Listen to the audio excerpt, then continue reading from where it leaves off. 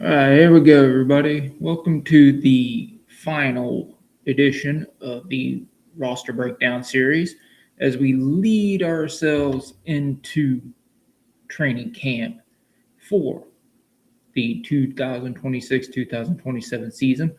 After this episode, we're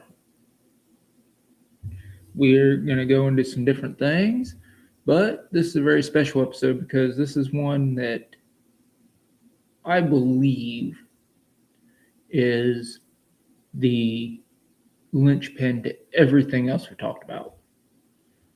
This is the coaching staff breakdown, and we're going to get into mostly the offensive side of things since the defensive side is intact for the most part, outside of the defense coordinator, obviously. So let's jump right into it and get into Todd Monken. Now, let's just be honest. Todd Monken's been around a long time. I've covered him on here before in other videos. But just to recap all that, started as a graduate assistant in the late 80s. Has been, I think he's coached every position except for offensive line. In 2015, he won a Conference USA championship as a head coach with, I believe it was Southern Miss. Left that job. He's bounced around the NFL a little bit as well with the Buccaneers, the Jaguars, and yes, he's been the Browns offensive coordinator as well. And this is the meat and potatoes that I really want to get into. He goes to Georgia. I believe he signed to be their offensive coordinator in late 2021, joined the team in 2022. During that time, he recruited Shedeur Sanders, as I've mentioned before. Didn't work, but he had Stetson Bennett. Okay, a clear downgrade, but Todd Monken and his Todd Monken ways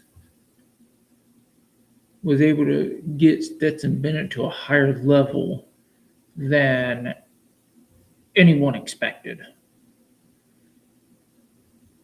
And he adapted his offense around the strengths of the players. And he ended up winning 2 national championships in 2022 and 2023 with Georgia. He has often praised Kirby Smart for teaching him things that he wouldn't have thought of before. He has often praised going to Georgia as helping him to evolve as a coach. Now, that's saying something. The man's 70 years old. So that actually is a huge compliment to any coach that he would give that type of accolade to. And then he went to Baltimore. Now, I don't know how many people really follow the Ravens that are on this channel, but here's the bottom line. Lamar Jackson was a former MVP, but he had 2 seasons of above average quarterback play, and his passing was getting worse. Now, I heard some Browns commentators say, well, you can't give him the credit for what happened in Baltimore because anybody could have succeeded with Lamar Jackson. Greg Roman says hello. He's over there waving at you. Greg Roman, hey, how you doing? Well, here's the thing. Greg Roman failed miserably. Lamar Jackson got worse. And then they brought in Todd Monken to fix the darn problem. So from 2023 to 2025, he and Lamar had a love-hate relationship, from what I understand. They both acknowledged each other. They acknowledged that both guys were good dudes, but it was kind of like oil and water. Their personalities didn't fit. That's just my understanding of it. Why? I don't know. Does it matter? Not really. But their abilities to say, hey, Lamar's ability to say, hey, I got a problem, and Todd Monken's ability to say, all right, you're willing to fix that problem, I'll fix it for you if you work with me. And Lamar Jackson had arguably the two best years of his career. And I don't expect that to slow down. So this whole thing of, well, you can't fail with Lamar Jackson, well, that's hogwash. Greg Roman failed miserably. The Todd Monken had to go in there and fix his mess. But Todd Monken wasn't the only guy on that staff that is now with this staff. You see, he pillaged some guys. One is one of the guys that were one of the most unknown,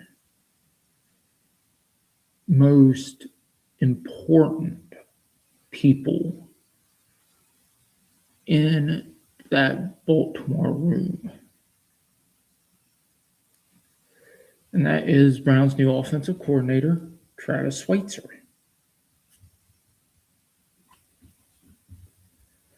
Look, he was the run game coordinator for the Ravens.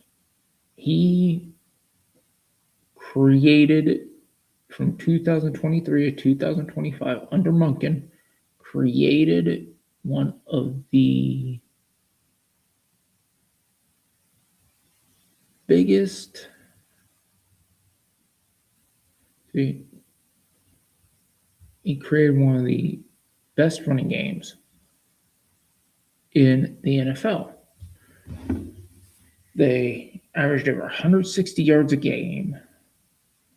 They ran for over 5 yards per play, for every 5 yards per rush. Lamar Jackson was electric in ways that he'd never been electric before, and that's saying something for him. Derrick Henry was second in the NFL in rushing 2 straight years. I think he had a total of like 4,500 yards in 2 years. Insane.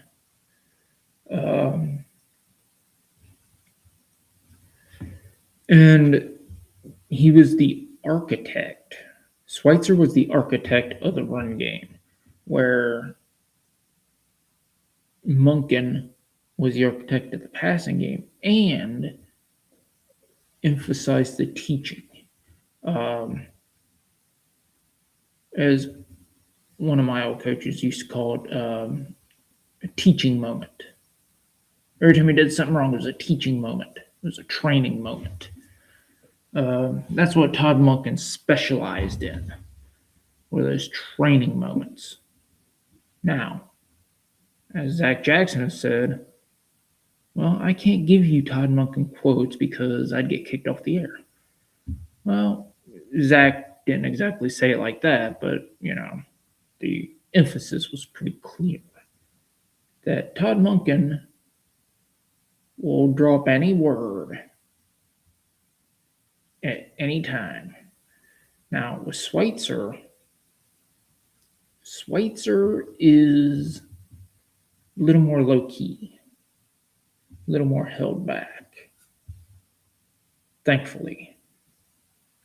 I don't think the world could take a full coaching staff of Clint Eastwood's and Vikings.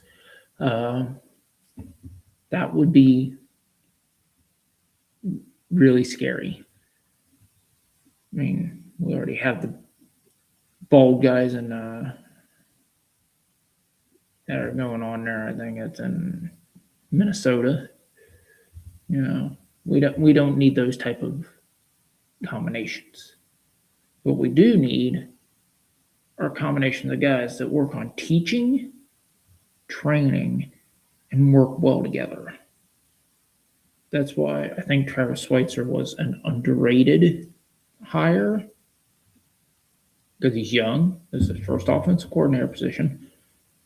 He works incredibly well with Todd Monken. So, in that sense, he may have been the perfect choice, and he's not going to have to jump into play calling, because Todd Monken did that when he was head coach at Southern Miss, when he rebuilt that school from probably the worst. I believe that was the worst grouping of records in the history of the school. He had to rebuild it from scratch. And so Schweitzer isn't going to have to call the plays, because Monken's going to take care of that. And Schweitzer's going to have a lot of help with his running game, because he's got two incredibly accomplished assistants under him. First off is George Warhop, the offensive line coach. I don't have to say much about Warhop, because in his 30 years of experience, he has coached and helped develop rookie Joe Thomas of the Cleveland Browns, Orlando Pace of the Rams, Larry Allen, Lomas Brown, Logan Mankins, Alex Mack, both of when Alex Mack was with Cleveland, tackle Flozell Adams, tackle Joe Staley, and most recently centers Tyler Lindenbaum and tackle Laramie Tunsil. Now, I don't know about you guys, but there are a lot of All-Pros and there are a lot of Hall of Fame talents in there. By my count, 1, 2, 3,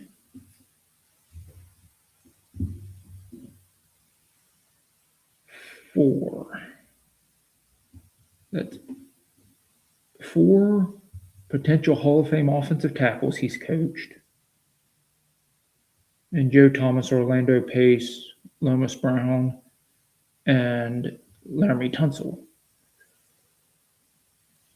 Then you have Hall of Famer Larry Allen at guard, Logan Mankins at guard. 2 Hall of Famers there. 6 Hall of Famers he's coached that he has helped propel into that stratosphere. Heck of a 30-year career. There's nothing else to say about it. Yeah, Brown's got one of the best that's ever done it. Remember what happened when they had one of the best that's ever done it last time? Yeah, it turned out pretty well for them. And the other help Schweitzer has is, I believe this is the only guy left in his spot from the last regime. 2-time Super Bowl winner, both as a player and a coach, former assistant head coach with 3 different teams, Philadelphia, Detroit, and Carolina. The deuce is loose. Former Philadelphia All-Pro running back and all-world running backs coach Deuce Staley. Keeping Staley around was a stroke of genius.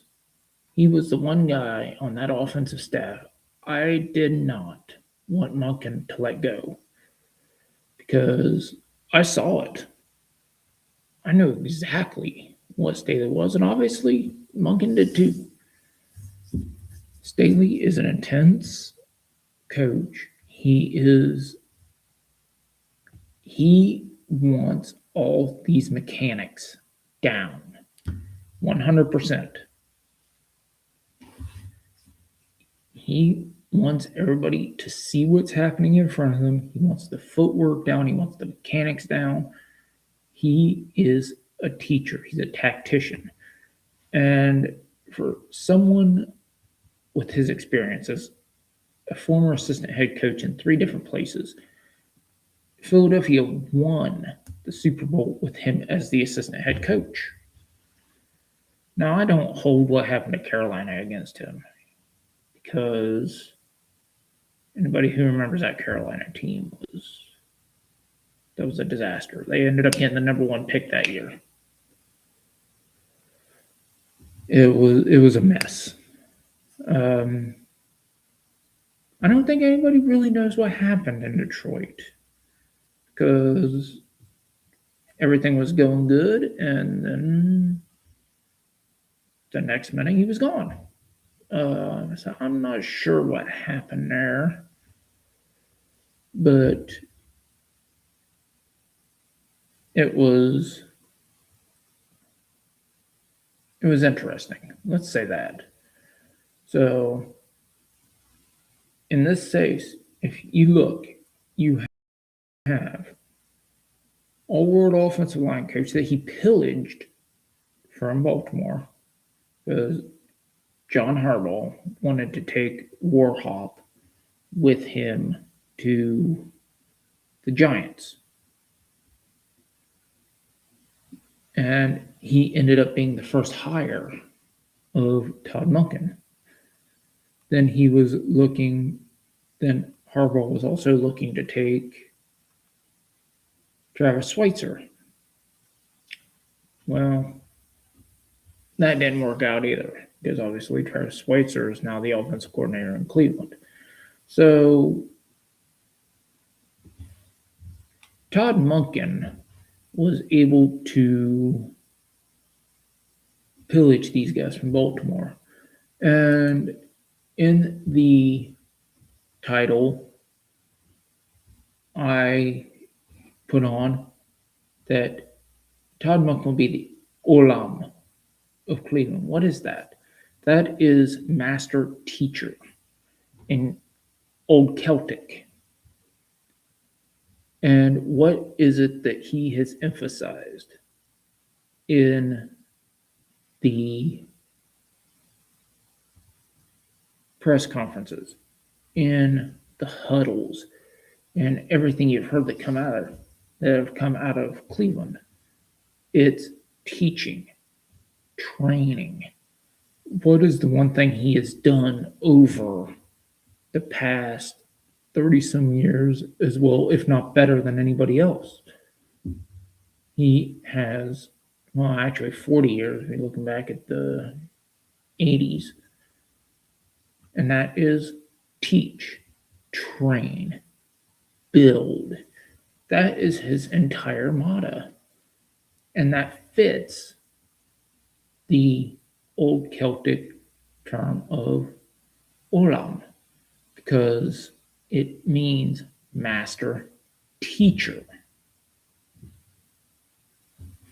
And obviously that's a loose translation because Old Celtic terms, you don't always have an exact, with old terms like that in general, you don't have an exact translation a lot of times. And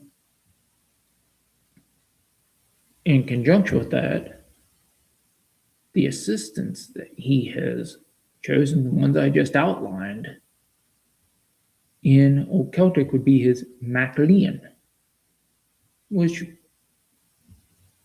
loosely translates to his chosen helpers, his assistants, the people that spread his word. And that fits Todd Monken. And that fits with the people that he has built around him on the offensive side of the ball. They're all teachers. And right now, with a team that is that young, that's what you need. You need a group of teachers. And that is probably the most important thing that you can go with. Now, as I said, I'm not going to get into the defense as much because the defensive staff is pretty much intact, which was a really smart move. But I do want to get into Mike Rutenberg really quick. Coach Rudy, as players call him. A lot of times I'll call him that, term of endearment. And this is his first job as a defensive coordinator. And what he does is emphasize takeaways. The last year, his safeties in Atlanta, where he served as safety coach, had 8 interceptions. That was the most of any position group, I believe, in the NFL. And he wants energy from his front seven and believes in bigger guys in the nickel. But he's also thoughtful. You can listen to his interviews. He is a very grounded individual. And so you want to emphasize that because you can tell from when he's mic'd up, he's energetic, but he's also very grounded. So you want to remember that and expect, hey, we've had problems with turnovers over the last few years, getting turnovers. Well, Coach Rutenberg is going to work heavily on changing that. And the other one I want to look at on the defensive side is Coach Tarver, linebackers coach. He was actually promoted to defensive run game coordinator. So he's holding both jobs as defensive run coordinator and linebackers coach. A very well-deserved promotion. He's been one of the best linebackers coaches in the game. He was defensive coordinator with the Raiders for a year. So that was a very well-deserved promotion for him. And so I believe these changes and the emphasis on teaching the young players, training, teaching, and scheming around their strengths, as these guys are well known for, both in Baltimore, Philadelphia, Atlanta, and some of these other stops. They always go toward the strengths. So I believe this team and this coaching staff are going to surprise some people. Do not count them out. And for all these people saying 3 wins, 4 wins, or anything, do you really think a guy like Todd Monken in his 70s is going to take a job to where, if you believe all the local media, 4 or 5 wins, no quarterback, no chance, trade away Myles Garrett, you believe that these guys are just going to roll over so they can get a top pick. Todd Monken's 70 years old. He isn't rolling over for anybody. These guys are going to surprise you. Travis Schweitzer, this is his first shot. You think he doesn't want to make a great impression in his first go around? Absolutely. Coach Rutenberg, you know he does. A couple years ago, Deuce Staley was looked at as a potential head coaching candidate, one of the hottest guys. And then for some reason something happened and he kind of fell off and he's rebuilding himself in Cleveland. You really think he's going to roll over and like, oh, golly gee willikers, we got to get the first pick? No. You guys are coming at you. George Warhaw's been at it for 30 years. How many years do you think he's going to do it? You think he's going to be looking at Spencer Fontenot's like, man, you're a nice kid, but you're my retirement check? Absolutely not. These coaches are coming, and they're going to have these guys ready. And for their age, they've got a lot of energy. You add a few of these young guys in there, guys like Coach Rutenberg and Coach Schweitzer as coordinators, this is looking like an incredibly underrated group. And I'm excited to see what happens. Because in all that it is, we've got to look at the bigger picture. And the bigger picture is these guys are coming now, not later. So, in that vein, we are out of road. So, I want to remind everybody, go ahead, go down below, hit that ding-a-ling, like, subscribe to the video, and remember, this shot's on us.